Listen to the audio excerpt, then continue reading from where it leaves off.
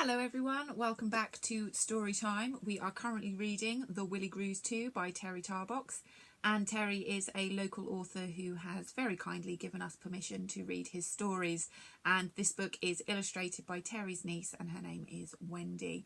So we are now on part 3, finding out what's going on. Are we going to get Georgie and Georgette back to their own planet?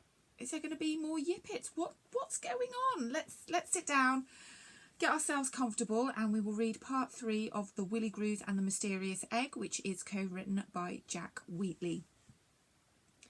The weather was improving in Willigrew. The snow was melting quite quickly now, and the sun, although not warm, was shining brightly, which cheered everyone up. Therefore, when everyone started to arrive at the meeting hall, there was a general feeling of hopefulness among the crowd that had gathered there. They had all bought their thinking caps, all that is except Zambarina.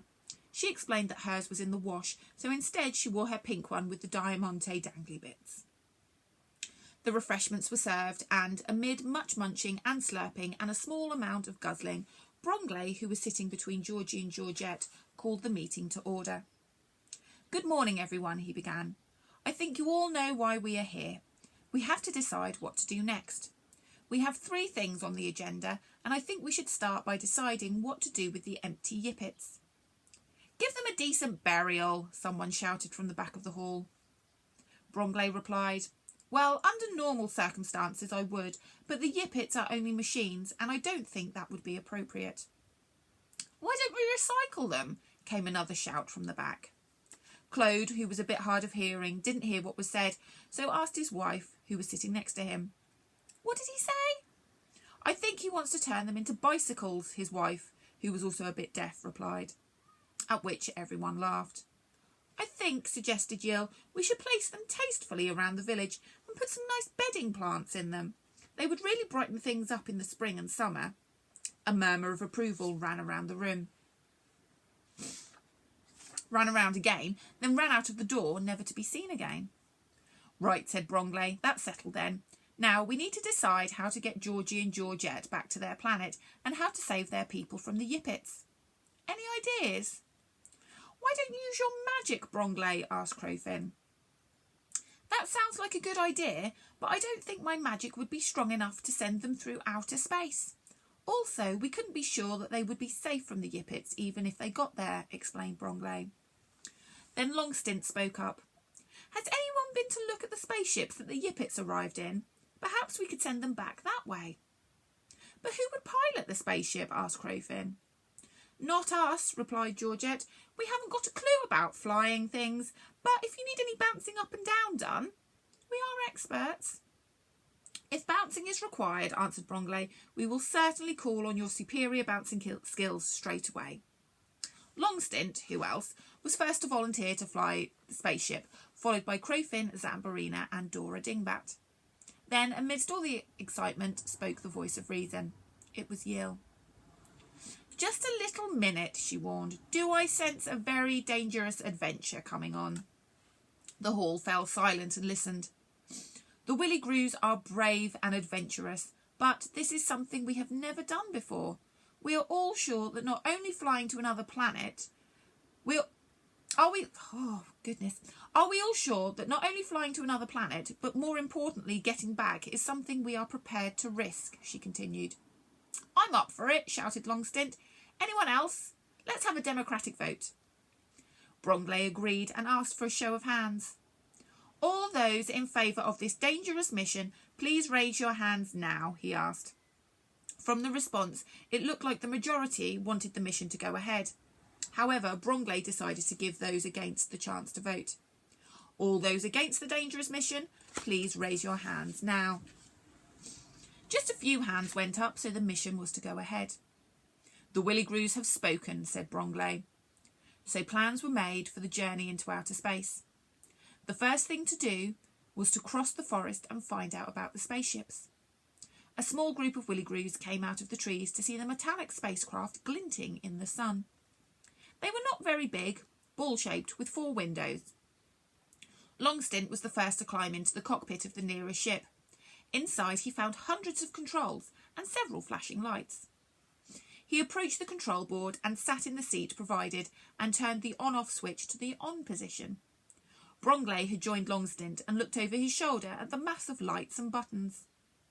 "This is all very confusing," said Longstint. "How will we know which buttons to press?" "I suppose we will have to take a chance and try some of them. Otherwise, how will we know?" replied Bromley. "Right, here goes nothing," said Longstint, trying to look confident and not succeeding. His hand hovered for a moment over a yellow button. He closed his eyes and pushed down on it with his finger. For a moment, nothing happened, and then, to his surprise, the sound of music came from a speaker positioned in the roof. The music was sort of jingly-jangly and really quite pleasant, so Longstint tried another button, this one being blue. Again, more music, this time high-pitched, jumpy, bouncy music. "What is going on here?" asked Bromley, scratching his head. Well, it did itch a bit anyway. "Hang on a bit," said Longstint. "I'll try some of the other buttons." So he did, with the same outcome, more music of all different types. By now, there were only 2 buttons left to try. They were larger than the others, one red and one green. "I will try the green one first," said Longstint. He pressed the button firmly, a bit more confident now. No music this time, but the whole spaceship started to shake, and there was a loud rumbling noise, which sounded a lot like engines starting. Then a mechanical sounding voice came from the speaker. "Prepare for takeoff. Coordinates set for the planet Biclips. Please fasten your seatbelts and put your teacups down. 10 seconds to take off." Then the countdown started. 10, 9. "Oh, yikes!" exclaimed Bromley. "We're going to take off. How do we stop it?" Longstint kept calm and said, "Only one button left, the red one. I better try it." 5, 4, 3. The countdown continued relentlessly. Longstint's finger approached the button, and just as the countdown reached 1, he pressed the button down. A few moments passed, and then the engine stalled and everything stopped. "Takeoff aborted. You may remove your seatbelts and pick up your teacups again. Thank you for listening," announced the mechanical voice. "Phew," gasped Bromley, wiping the perspiration from his forehead. "That was a close one." "Too right, mate," agreed Longstint. "But at least we know now how to start and stop this thing. And you'll have some nice musical entertainment on your journey," infused Bromley. Later on, when the Willigrews got back to their village, they held a meeting in order to choose the crew for the flight to Biclips. They decided that the crew would consist of Vectorn, Crowfin, Longstint and Dora Dingbat. A list of items needed on the journey was made, and this is the very list. Lots of chickweed products, including tea, porridge and biscuits. Plenty of jangleberry jam. A few jars of air, in case there was no atmosphere on Biclips. Some curly green wigs, to confuse the yippets. Some curly red wigs, just in case the green wigs didn't work. A family-sized bag of chickweed leaves to feed to the dangerous tortoises. And finally, of course, Dora insisted on taking a small twig in the shape of a mouse with 2 legs missing. "This," said Dora, "may not be of any use, but it might bring us luck." Early the next morning, which was shortly after the day before, the little band of trainee astronauts started to board the spaceship. A large crowd of Willigrews had gathered to see them off, and Bromley gave one of his speeches, which went something like this. "Fellow Willigrews, this will be the greatest and most dangerous mission we have ever undertaken. It goes without saying how brave these Willigrews are, so I won't say it. Therefore, it only remains for me to say good luck and please be very careful. Very, very careful."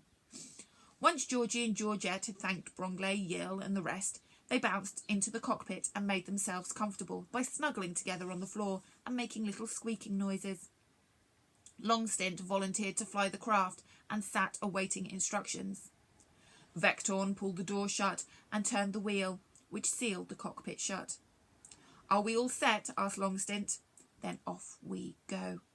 He pressed the green button, and there followed a rumbling of noises from the engines.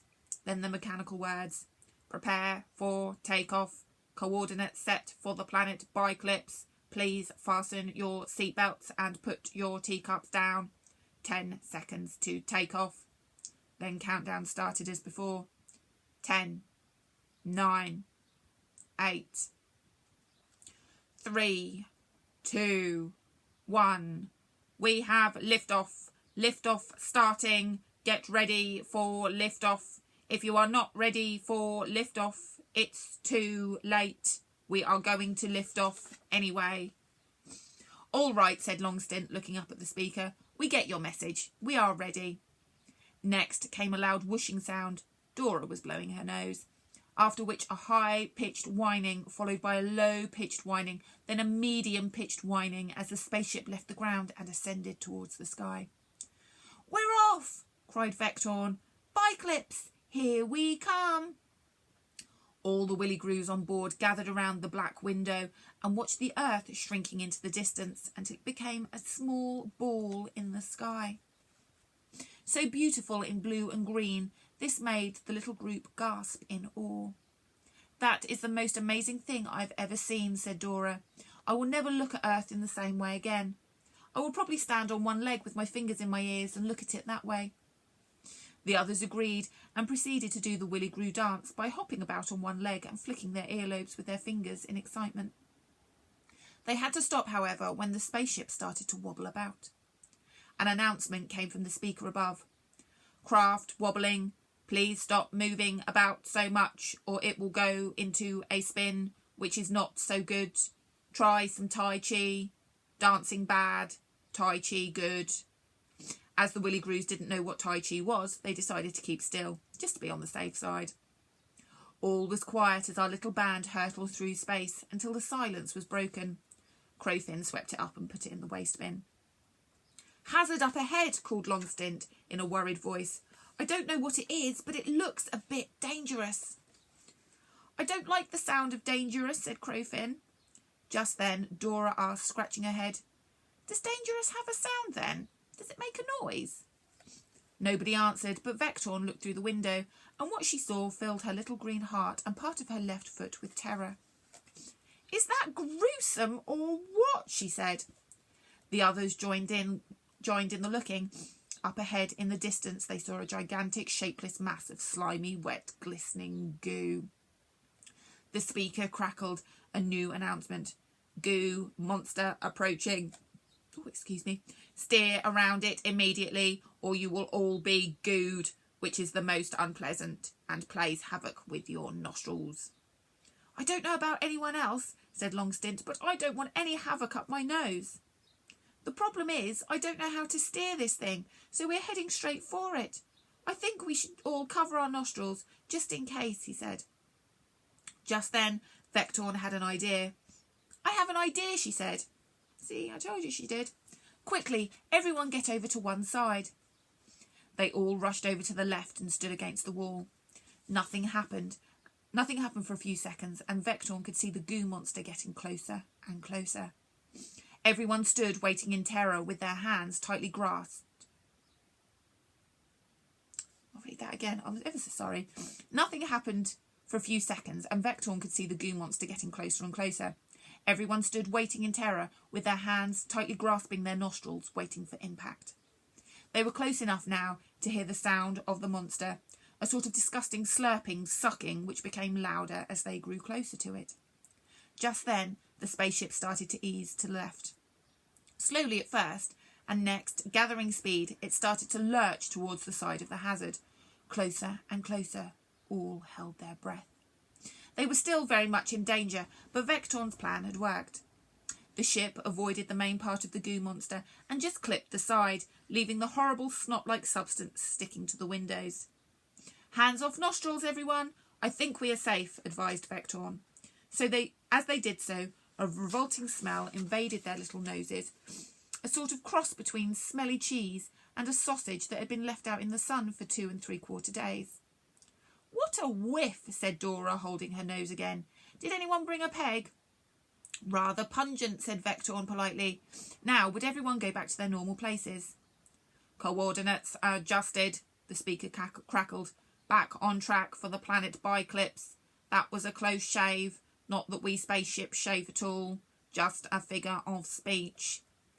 Feeling much relieved, our little group decided to play some music, so Vectorn pressed one of the buttons and waited. The speaker did its usual crackly thing, then, to everyone's delight, started to sing a little song. We're going back to Biclips, where all good spaceships go, and all the little yippets are standing in a row. When we get back to Biclips, we will get some oil. Then we'll have a little rest from all these weeks of toil. Yum-dee-dum-dee-doo-dah, doo-dee-dum-dee-dah, yum-tee-tum-dee-doo-dee, rum-tee-tum-tee-tar.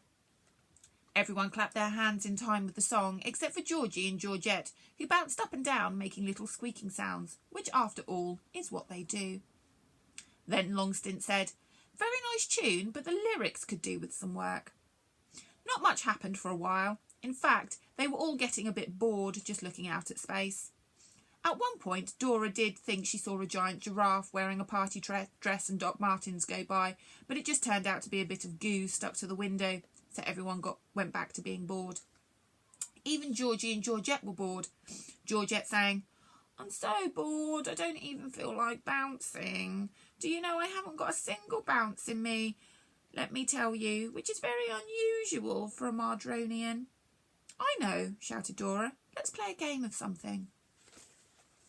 Right, come back tomorrow and find out what is going on with Georgie and Georgette and their space travel. I hope they get back to their home planet nice and safely. But we will see. So come back tomorrow at 2 o'clock when we will read some more of the story. I will see you then. Bye-bye.